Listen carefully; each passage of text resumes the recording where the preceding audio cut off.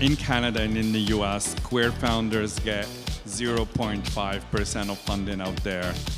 I've had investors actually say to me, you know what, don't tell the story about you being gay and about you having tattoos, being indigenous. And I'm like, wait a minute, you saying that is exactly why I need to do this. There are certain insights that specific people have around your space, your business, your stage of financing, and take the advice that they actually offer that is relevant to you, that is from experience, versus just like a different worldview.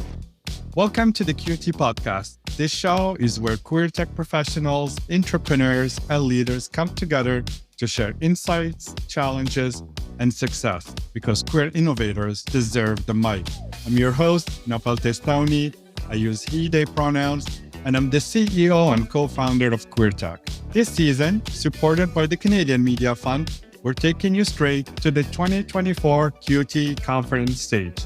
From breaking systematic barriers and using tech for good to scaling businesses and creating wealth, these episodes bring you unfiltered discussions from industry leaders on the most pressing challenges and opportunities facing our community.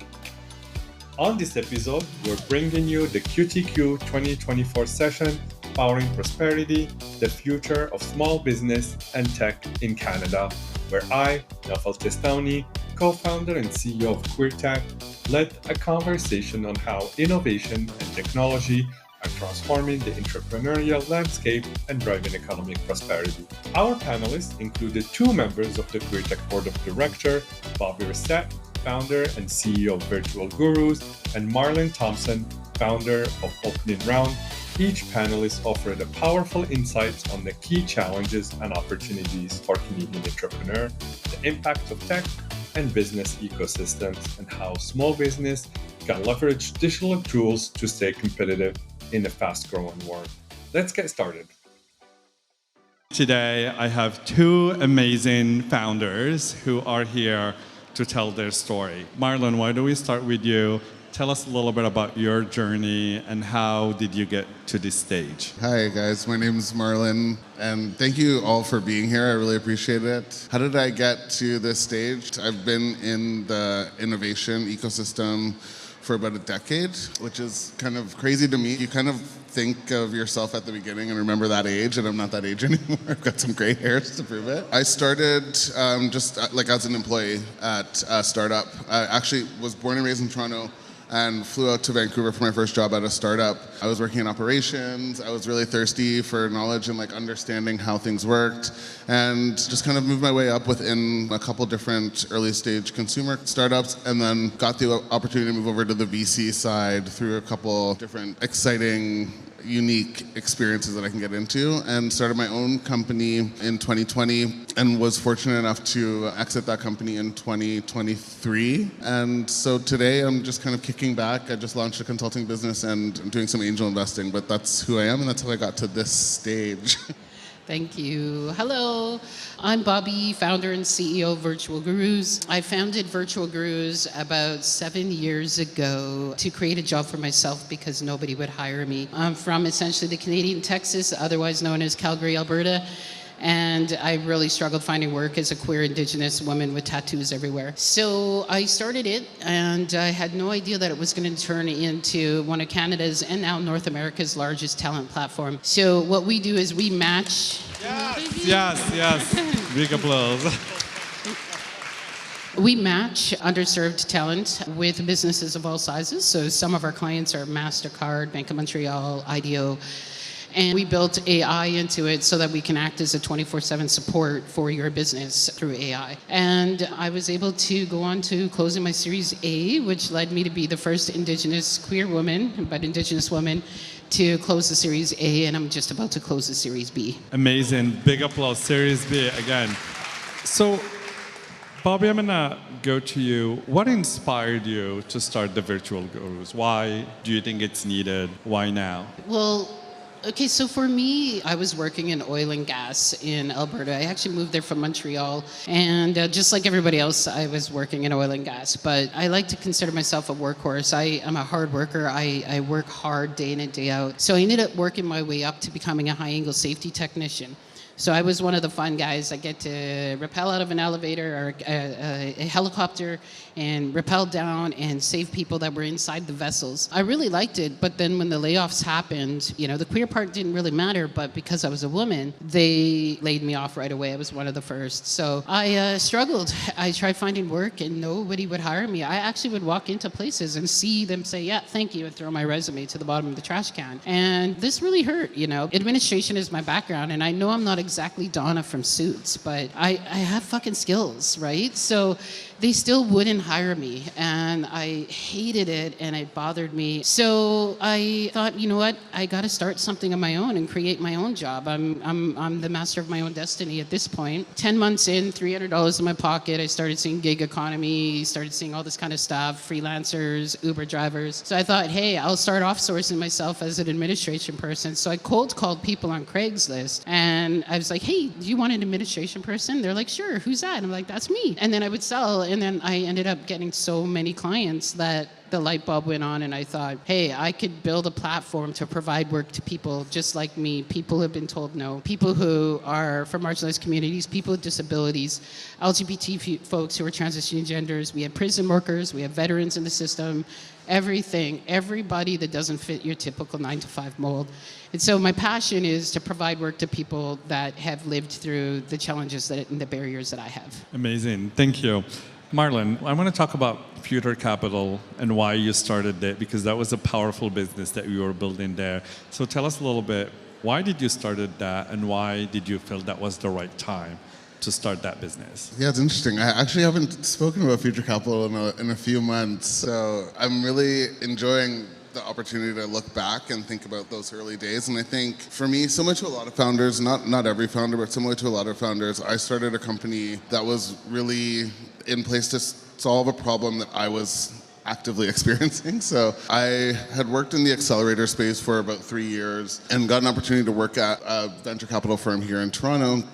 And I was just constantly behind the 8 ball. Like I really had a hard time grasping the language, which I think can be the biggest barrier to entry in venture capital, like the industry of venture capital. And so we actually started working on this project at the firm to help improve people's financial literacy, specifically underrepresented investors' financial literacy around this asset class, so venture capital as an asset class. And that's why we started. It was really kind of a problem that I was experiencing, that I knew a lot of my peers who were new to the industry wanted to have an impact in venture capital were experiencing. And so we built a program. It started as like a really simple course, and by the time we sold it, we had, I think, 7 active programs. We had built a platform. We had done a bunch of different work, and it really kind of snowballed out of this real problem that I was actively experiencing, which was just not having the language to be effective within my role and within the venture capital space. And do you want to touch base about the new venture that you're working on? Sure. I mean, going through an acquisition is a crazy experience. And, so I actually just got back from about a 3-month hiatus or sabbatical, or whatever you want to call it. And I'm back into kind of my role as an advisor for founders, actively investing. I've got about 10 companies in my angel portfolio and a couple funds as well, and really addressing the same problems from a different angle, kind of going a little bit deeper with companies as an advisor and as a fractional exec for companies as it's needed. But I think one of the through lines through all of my work is just really seeing that there's these barriers to entry for underrepresented individuals that are really, really consistent and can really be supported with good advice and time and attention and just some literacy around how to do this crazy gymnastics routine of raising capital. Amazing. You know, one of the things I love about these two founders who started these successful companies, both of them started these companies to help other people. And that's really powerful, and I see that a lot in our community, and a lot of founders here who have companies are thinking about not only starting a business because it's fun and like I want to be a founder, but also I want to serve people and serve my community. And so when you launch this business, and as you build your companies, you're building teams, how is your queerness, and we talk a lot about the queer power at the QueerTech conferences, but also our indigeneity, being a woman, being a Black person, have helped you or dictate the culture that you build in the company. So how do you think about the culture that you build and how do you approach it? So, leadership and culture is one of the hardest things when you're working in a scale up because you're moving so fast that it is so hard just to miss the littlest things, And I'd realized a few years ago that I needed to hire somebody that was going to be our head of culture for these exact reasons. Because what I see and what I do at the company, I've learned that I can't expect my employees to do that. They're not owners, although one of our mission and vision and value statements is we act like owners. But I have to remember that as a person and them as people and who they are, they're not owners, and so I can't expect them to do what I do. That was one of the first steps I realized, that in order for me to fix the culture of my company, I was gonna need to come to embrace that. Virtual Gurus' culture went through a really massive change in this last couple of years. We lost over 30 employees in less than 6 months that were quitting or being terminated. And, it's because they weren't living my vision and mission, which is equality for all. And there was bullying in the workplace, there was toxicity happening. And it was finally my COO at the time that sat me down and said, we've got a problem. And unless you actually do something about it, it's not gonna stop. So I created some workshops to have my team help build the mission and vision and values of the company and our statements and have them be a part of it. And then I certified them as being values gurus. So we're mostly remote now, but in their desks, they have a star that shows they're a values guru. So if you're a new employee, you can go to them and you feel safe in going to them.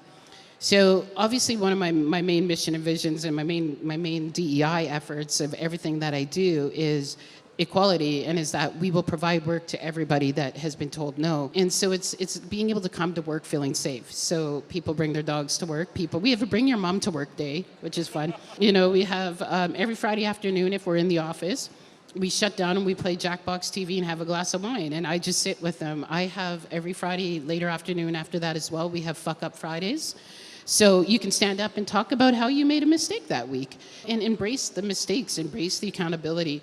And if you're doing it with your team, that culture is perfect almost, because you're showing that accountability of who you are. So I guess long answer short would be, if you want your employees to embrace the culture that you feel so entwined with, then you need to embrace it with them. And I love that. Like at the QueerTech team, every Friday, we have the QT wrap up. And so every team member has to come up with at least 3 wins of the week, 3 fails of the week. What's your learning?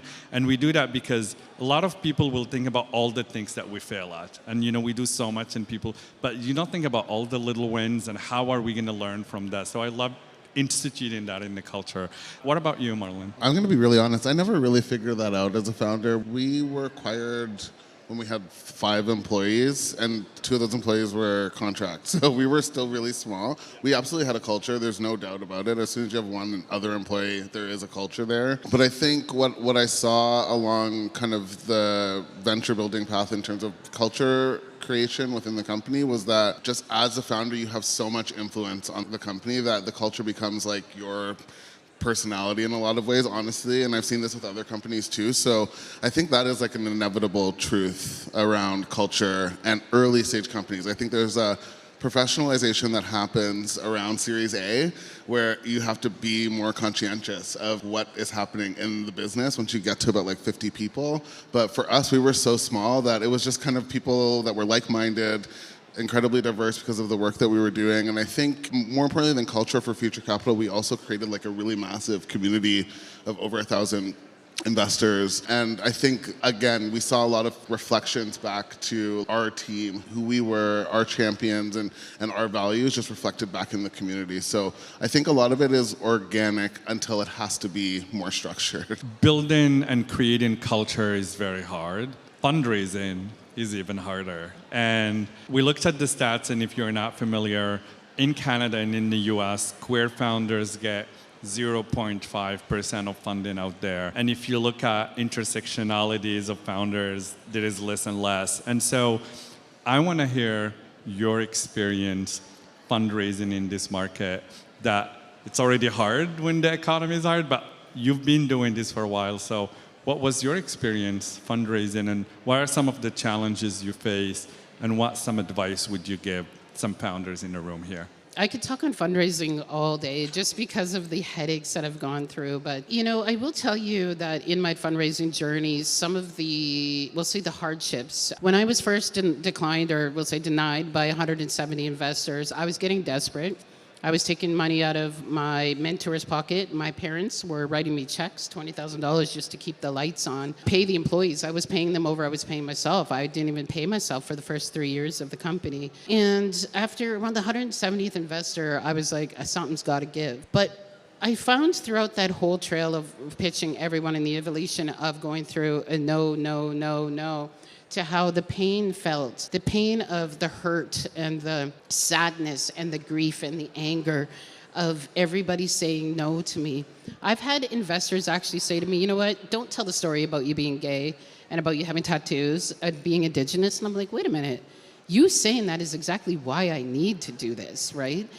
And so I didn't shy away from doing that. Now, I guess maybe that's why a lot of them said no, because let's be real, the VC world is predominantly the white cis male man in suits. And I don't really get along with them. And I try to, but they don't really like me because I never shy away by being who I am. Dressing the way I want to dress, being exactly who I am and who I feel confident in. If I can't feel confident, then how am I going to sell my company? How am I going to scale my company? How am I going to do that?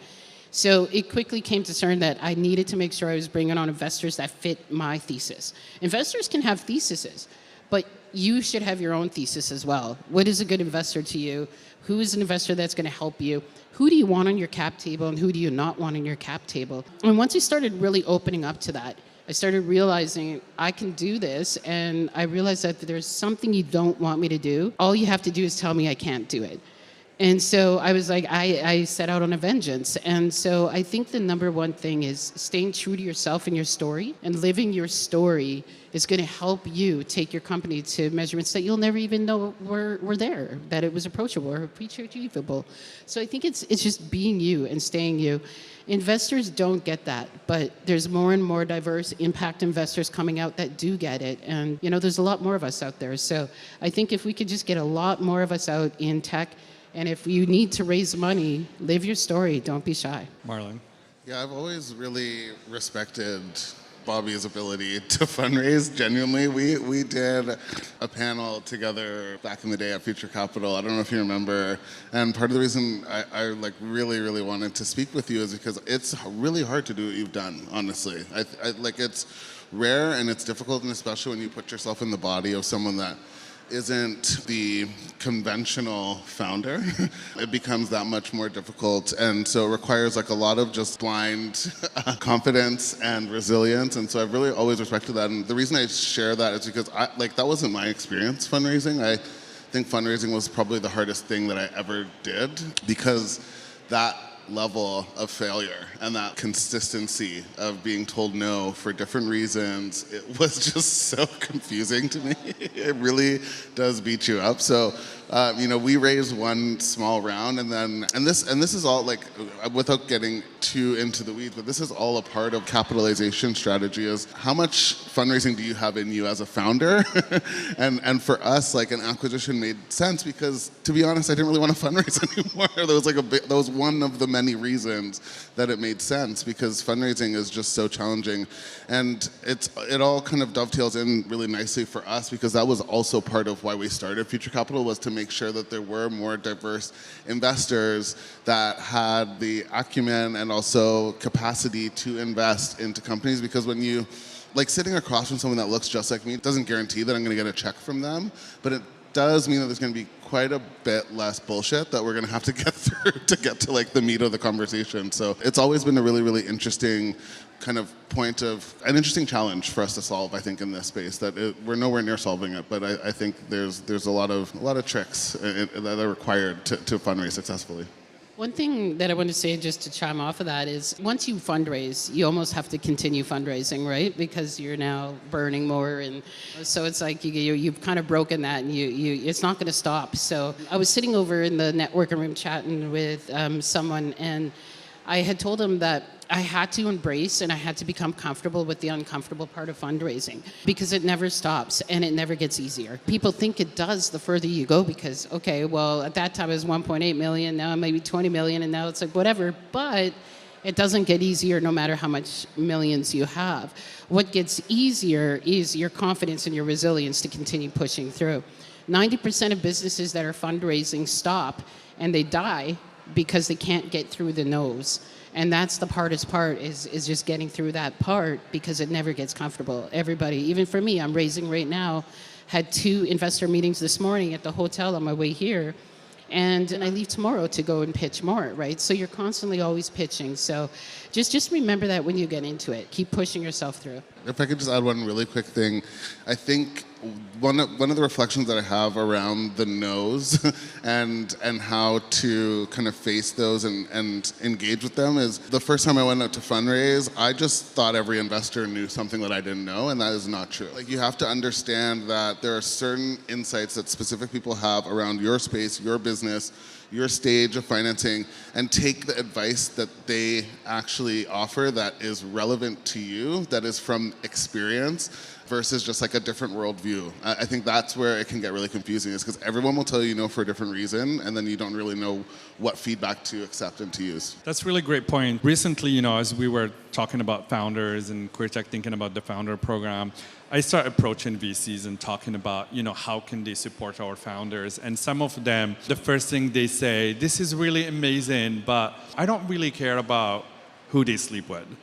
And I'm like, but that's the reason why they shouldn't work with you. If you don't care about who we are, individual, this is not about who they sleep with, this is about who we are as individual. And if you don't care about that, then why should we work? And one of the things I was like, we need to reverse this pattern where our queer founder, I want VCs to come and pitch the queer founders, because now there is more and more VCs thinking about impact. And I think founders need to do their work also in due diligence to pick VCs, because you get worn out so quickly if you just start pitching everyone for whatever reason. Hey QT, did you know QueerTech is more than just this award-winning podcast? We offer 3 cohort-style programs to help you build your career in tech. QT Access helps US LGBTQIA+ professionals break into tech. QT Leaders empowers experienced professionals to advance their careers, and QT Founders is a startup accelerator to early first-time queer entrepreneurs. We also host quarterly QT Connect meetup in Montreal, Toronto, Vancouver, Calgary, Ottawa, and Halifax. And don't forget QT Cubes, Canada's largest US LGBTQI+ tech conference. Ready to plug in? Join our community today at QueerTech.org. Okay, back to the show now. Bobbie, I want to talk about you scale the business and you're scaling your business, and you think a lot about the impact, the social impact that your business have, and you made that part of the value proposition that you have. So how are you scaling the business and thinking about growth while also maintaining the social impact that you want to have in a capitalistic world? Yeah, I've thought a lot about this. Actually, yesterday we had our in-person board meeting in Calgary, and we're starting to think about my exit, the exit of the company. We've already got LOIs on the table, people wanting to buy. For me, I think if you asked me, maybe depending on what time during my journey, I would say, hey, I'm ready to quit right now because I'm tired. But then I'm like, wait, I'm not ready to let go of the baby, because nobody's going to be able to create and continue with the impact that we're doing better than me at this point in the company. So I keep committing, another year and a half, and then a year and a half goes by, another year. So I think the hardest thing about scaling, even take out the impact, the hardest thing about scaling is literally making sure that your team isn't bursting and dying, because their mental health is a really big thing in a scale up. And then you're scaling thousands of people that are working in the platform, and then you're scaling the sales, you're scaling the SDRs, so the outbound departments, and then you're scaling your marketing, and you're scaling our customer service center is huge right now. And you have to do all of that in a way where you're actively climbing and being able to do that, all while keeping hold of your impact. So I set out on a mission. I'm not really a part of the operations. I'm the CEO, but I'm out speaking and creating more awareness for the company. But I set out on a mission that 95% of our talent must identify as Black, Indigenous people of color. 65% must identify as women, female.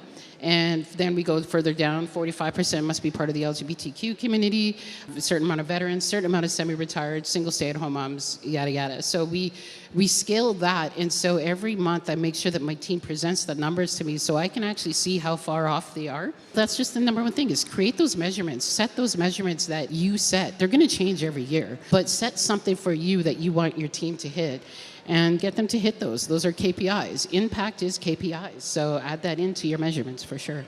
Absolutely. Marlon, you choose the path of acquisition and sold the business. So tell us a little bit, founders who are starting business, because these are two paths that they can follow. Why acquire so early, and why did you choose that, and how should founders think about it? Okay, don't put me on the spot or anything.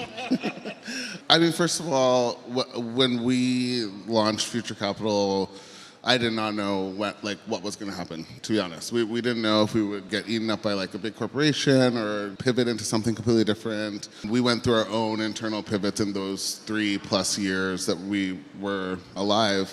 And so I think my experience was that it was kind of right place, right time. And I mean, gosh, it's hard to talk about because well, exactly, Bobbie understands, as a founder, it's your baby. It really is. So I think even today there's machinations in my head of like different ways we could have done it, right? But at the end of the day, I think the choice to sell was the market, to be completely honest with you, was pretty grim in 2023, and everything was kind of going this way. And we were either going to have to go out, fundraise again, which, to be completely frank, would have meant like reinventing a narrative. And that was just so unappealing to me, to be completely honest. I also think I was genuinely naive about how hard it is to go through an acquisition. I was like, yeah, we can do this, we'll run this process. And I think if that process was unsuccessful, I don't even know where I would be today, because it was a lot. So I think for us, it was really a strategic decision at the right time, and we were able to find a buyer that had the same values, that wanted to continue the work, which for us, like, we were total DE and I, like, impact-driven business. That was enough to say, yeah, let's go through this process. But to be completely honest, if I knew how hard it would have been, I probably would have thought twice. I probably would have made the same decision, but I think you go in a little bit blind when you go into that for the first time, because it's a little crazy. Like, acquisitions are really crazy. Yeah, and you know what, I do a lot of work in the BD world, and like startups I worked at, we always had these two conversations. The first one is, what would an acquisition looks like? Who are the partner? And then how do we do that through the business development and build that relationship? The other one is if we want to get acquired soon, or there is the scaling strategy. And so then kind of look a little different. Who are the partners we want to have to scale the company? Is there any strategy for acquisition you would advise founders to think about as they're building the business? Honestly, I think you need to outsource certain parts of that process. We worked with an M&A firm. I would be totally lying to you if I said we could do it without them. There's absolutely no way. So I think it should be led by the financials. It has to make sense on paper. That is what we're doing. We're in the business of business. So I think really making sure that it's financially viable, that it makes sense, that there is actually a path for growth in front of you. Otherwise, I could see it feeling really vampiric, the process. If everybody doesn't win in some way, shape, or form, and there's no compensation, and you don't walk away feeling you've gained something, I can imagine that just being like a totally crushing experience. So I think you really need to trust experts, and just like anything, like there are people that have done multiple acquisitions a month. There are people that really know how to do it. So you need to trust experts and have advisories. I had like kind of an advisory board around the acquisition as well. So I think that's my strategy for being an entrepreneur, as well as for going through a really significant amount of financing, as well as going through an acquisition, is make sure that you have an advisory board. It doesn't need to be formal, but a number of people that have subject matter expertise in different areas, to make sure you don't make big mistakes that will really kind of hurt you in the end. Thank you. At this conference, and the theme this year is queering up how to expand your mind to be future ready. We talk about people who are students and accessing industry. We talked about people who are becoming leaders, but entrepreneurs also have to think about how to keep yourself being future ready. Technology is changing so much, the world is changing so much, and so how do you keep up with your knowledge in terms of technology and what's happening in the tech world so you can continue to be relevant in this world? Bobbie. So at Virtual Gurus, what we do is every quarter we have essentially what we call kind of like a knowledge test jam. So we all sit in the room, we order lunch, and we'll hang out in there for 8, 9, 10 hours, depending. And we all are instructed with bringing the newest and latest technology trends that are out there. And then we talk about essentially how can we implement it into Virtual Gurus. And so then we have a whiteboard session, and we have like our whole thing is whiteboarded, and we whiteboard it all out right there. So we test jam essentially right in that moment and think we could do this, we could do this, this, and this, we could add it in here. And then whoever's employee idea that we implement, we get them to do the launch of it. So we build it out, or technology builds it out, and then that employee gets full credit for launching that part of the technology. So we're able to kind of share that it's not just me that's the founder, everybody's the founder there. But having many minds in the room bringing ideas to the table is so much better than having one mind in the room bringing ideas. And you'd be surprised when you have everybody's mind and knowledge thinking, the ideas that come from it is just, I can't even get over it sometimes. Sometimes I just sit there so quiet, like just keep talking. Let them talk, let them be a part of the process. Be collaborative, because you'll see so much magic happen that way. So it's really just keeping up and helping your teams create the magic with you. I love that. That's such a great way to integrate learnings from the whole team.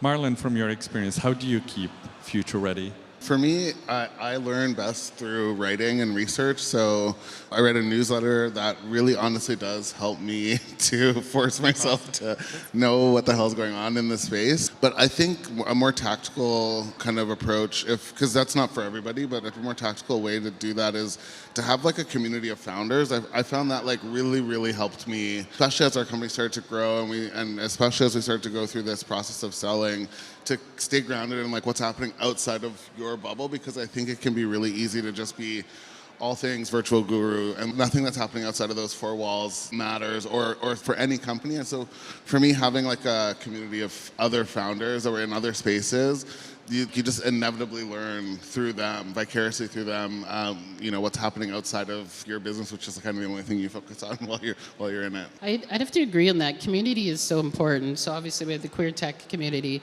that I'm a part of. I'm a part of the Indigenous Tech Circle, which is killing it. There's over 350 members in there of Indigenous Tech founders, which is just, I love it.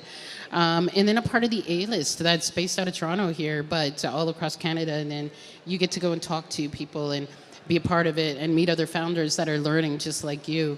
One of the other things that I always, and just to go off of that, is I always suggest having and creating a personal board of advisors, because your personal board of advisors are the people that can support you in any way that you need in that area, and you can bring ideas to them and talk. So you can create it with anybody. Just ask somebody that you've met at a conference that you really like on your personal board of advisors, and it really does help. Community goes a long way. Which was a great segue to my last question. How did community help you being successful? And I love those answers, because a lot of this morning, my message to this community was, first thing you do is show up. If there is an event like this that are for queer people, show up for yourself, because there is so much opportunities here that you can embrace. There is opportunities for work, there's opportunities for investment, so community is really good. I also love what you said about writing. One mentor told me a long time ago, if you want to know you understand the topic, write about it. And it's so good way. Like if you sit down and you can write about it and explain it, then you understand it. So that's great. Thank you, yes, you, for tuning into this episode of the Cutie Podcast. Queering the tech ecosystem is a big mission, and we couldn't do it without you. This episode was produced by Lauren Hicks and mixed by Ryan Richard of Rival Digital. Very special thanks to the Canadian Media Fund for their support in making this season possible. Feeling fabulously inspired? You can help our show reach even more queering tech professionals.